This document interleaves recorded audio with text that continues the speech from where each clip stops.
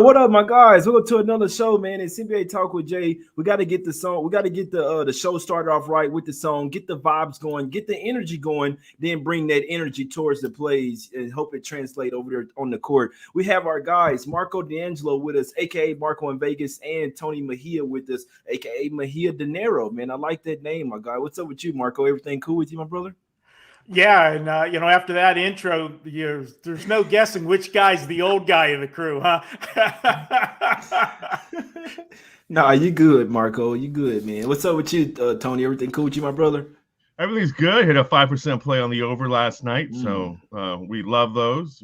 I mean, it's always great to win any bet, but the big ones are the ones that make your stomach churn. So very happy that those two teams combined for 230. And then we're on to game 6 of Heat Celtics. Game 6, man. Heat Celtics. It's all business here, guys, right? So no point in wasting your time, man. Eastern Conference Finals, game 6. And going to the streets of Boston here. The Celtics are laying 8.5. They're coming off 2 straight wins. I believe helped the Heat to consecutive 82 and 80-point games. Is that the Heat? Is that the Celtics defense? Obviously with Robert Williams, Smart coming back, or is it the Heat? They're looking pretty banged up out there, man. I must say this, the odds makers kind of caught on as well. Obviously, we know they probably have some inside info that we don't have. It's looking, just to me, it's looking like Butler. So we know that Butler has kind of banged up knee. Lowry's for sure not 100% with that hamstring. He's trying to give them everything they have. Same thing with Tucker as well. He has a left leg issue. He's trying to give them everything they have. Tyler Hero, he's been out the last couple games. Be interesting to see in this possibly closeout game. Will he try to come in here and play with something? We know he has a sore groin. That's kind of tough to push it out there. You don't want to have a long-term injury, Marco. But got the Heat here getting 8.5 points. They are the number 1 seed on this. They're almost about to get eliminated, right? Do you see this team coming out playing with their heads on fire, their backs against the wall with a sense of urgency, Marco? Well, they obviously got to shoot the basketball better than they did in the last game. They didn't get any production points from key players that they needed. Kyle Lowry, as you said, they only got 24 minutes out of him in that game, and they got 0 points. You can't win a basketball game without Lowry scoring some points. And as you said, Jimmy Butler, not 100%. He still was out there for 40 minutes, only scored 13 points. That's a concern, but it's also built into the line. We're looking at a number tonight of 8.5. It is a closeout game. Yeah, they're the number 1 seed, but let's be honest. Down the stretch, Boston was playing the best basketball, and they deserve, even though they weren't the number 1 seed, to be the favorite in this series, I felt, coming in. We went with Miami in game 1, and if you look at this series so far, the only 2 games that Miami was able to win was game 1, where Boston was in a horrible spot. They were coming off, the 7-game series against Milwaukee, only had 1 day rest. It was a horrible spot for them. Miami got the win. Then in the other game, Boston just turned the ball over too many times in that game. 23 times they turned the basketball over in the only other loss in this game. With that said, I'm going to go to the last game. As bad as Miami played, they lost by 13. But if you look at the numbers in that game, it really should have been a bigger loss. They only shot 15% from three-point range. They put up 45 three-pointers. Now, part of that was due to they were behind and they had to fire some threes. But as you said, with all of the injuries and everything, horrible shooting night. For the entire night, they only shot 32% for the game. But there was the second outlier in that game. Once again, Boston got to the free throw line more times than Miami did. They got to the line 23 times, where Miami only got to the line 14 times. Again, if you're shooting 45 threes, you're not going to get to the line. If I'm Miami, they got to try to get the ball inside, try to get some easier looks. You can't be chucking it from 3. So if they can turn any of that around, I think they can close the gap on this point spread. Not sure they can pull the win off, but I just see them staying in this game, and I'm going to take the inflated line with Miami. And I got a few numbers that also support that with Miami. This is a league-wide trend. The last 5 years in the NBA, if you played on road teams. Marco, I think you cut out there. Yeah, something happened. It's all good. Something with your mic there, Marco. Tony, we're gonna go to you real quick. I like what he's saying, though. I want him to finish that shit off. I want to hear what he's saying, man. But I think there's a few too many points as well here, Tony. We know it's a close that game. They're banged up. Could they get smacked up again? Yeah, but it's tough for the Celtics. Do they have that killer instinct, right, to win 3 straight games? We know that they play better coming off a loss. And also, I'm watching the post-game interviews. Tatum saying, hey, look, we've been here before. We were the teams that was down 3-2, and we went into Milwaukee and win both games. So they know they have to come out with a sense of urgency. Now, the Celtics are saying that they want to come out like this is game 7, like they're the ones down 3-2 and win it. But you can say one thing. I need to actually see you do it, Tony. Do you trust the Celtics here to cover this big number? I don't. I'll say this. Look, I was talking to my dad. My dad is 86 years old. He's born in Colombia. He loves playoff basketball, so he watches all these games and he roots for whoever I've picked that night or whoever I have money on. And he said, "Oh, you can't go with the Miami Heat. They're done." I said, "Well, let me tell you something about these inflated lines, because at that point last night it was at 9. Now it's at 8.5. I said, you're getting 2 to 3 more points than you would in games 3 and 4 in Boston. Like the game 3 line closed at 5.5, game 4 at 6.5. Now it's at 8.5, and it was 9. So he's like, well, what's 2.5, 3 points? I said, well, that's the difference. I told him about, like, points and how books go up by half-point increments and how it is a big deal. And we're looking at a situation where the Heat couldn't have played worse than they did in game 5. And to shoot 7 for 45, to shoot less than 32% from the field, to have Jimmy Butler out there looking ordinary and overwhelmed. And, what was he, 4 for 19, something like that. Bam Adebayo, until that little flurry in the fourth quarter, really didn't impose his will out there, was looking passive, had 1 assist the entire game, which was terrible, considering I had his rebounds and assists prop at 11.5, and he gets 10 rebounds and just 1 assist. And they play through him. It's not like they don't play through him. It's very similar to what the Warriors do with Draymond Green, where they have him set a screen and pass the ball simultaneously, and somebody spots up and hits a 3-pointer. Only 1 assist on a Duncan Robinson 3-pointer, I believe. So he played poorly.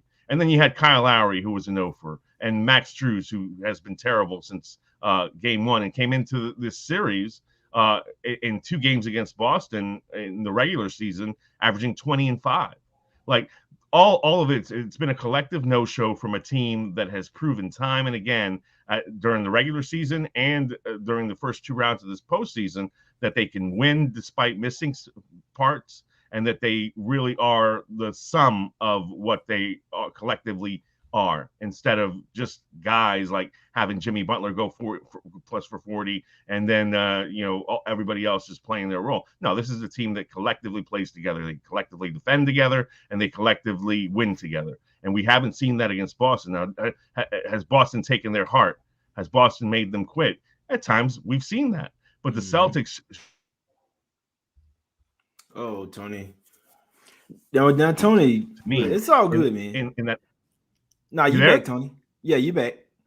Okay, in that opening half, that's when they lost that game, because they shot the ball so poorly. But they were there defending. PJ Tucker's done a tremendous job on Jason Tatum for the bulk of this series, and I expect that to happen again today. So, to answer your question in a nutshell, is it too many points that the Heat are getting for me to back Boston? Yeah, I'm not touching. I'm not expecting the Celtics to close out with a double-digit win tonight. That's a good point there, Marco. I wanted to hear what you were saying there. You back with this? Am I back? Yeah, I can hear you. There you are. Good. Yeah, we're looking at that league-wide trend was playing on road teams, revenging a same season loss versus an opponent off a home loss of 10 points. Now, this is an angle that over the last 5 years, obviously includes regular season, was 116 and 66 over a 5-year period in the NBA. But we've got a couple stats that are in season. You look at the Boston Celtics, the last 3 seasons, if they're coming off back-to-back wins of 10 points or more, this is a team that hasn't shown up in the next game. whether it be that they're overinflated with the lines because of the success. Just 2-11 against the spread in that scenario. And we've got Miami in double revenge, 2 straight losses this season to the same team. How about 10-2 against the spread? So I'm going to go ahead, take that inflated line with Miami and hope that they can hang around. Now, this is one of those ones where obviously if Miami gets out to a poor start, okay, this is something that you always have in an elimination game. They could roll over. It could be done because they'll start forcing threes, you know, and if they're not hitting them, it can make, it'll make you add. It's all right. Marco, you went out again. I'm not. I don't know what happened. I think it's like the jack coming out or something. But no, I like what you're saying there. It's a new NBA today these days, man. You get these teams. We got to remember these guys. You see, they get paid a lot more than they used to. So yeah, they're millionaires. They get paid 10, 20, maybe 30 or 40 million dollars a year. They could be starting to think about vacation plans. I can't stand it. This is not the same league as it used to be. Teams used to come out fighting hard. Oh, it's my last game. We finna leave it all out there on the floor. Now it's just like they kind of just curl up and roll over. All right, we know that the other team is better than us and kind of just mail it in. So it happens. But put it like this, guys. For me, the way I'm looking at this game, I want to take the Heat early here, right? Because we have seen these guys trying to start to run out of gas, or not even that. Really, it could be their injuries catching up with them. You maybe take a shot or something before the game. Hey, that's wearing off. You know what I'm saying? Towards the end of the game, so. That Heat +5 in the first half. I think that's good money right there. You want to take the team with desperation. Now with the Celtics as well, they know that the Heat are going to try to come out here and smack them in the mouth early. It'll be more about Celtics second half here, and they don't need to win the game by 9 points either. The Celtics will be perfectly fine winning this game by 1 or 2 points, getting this over.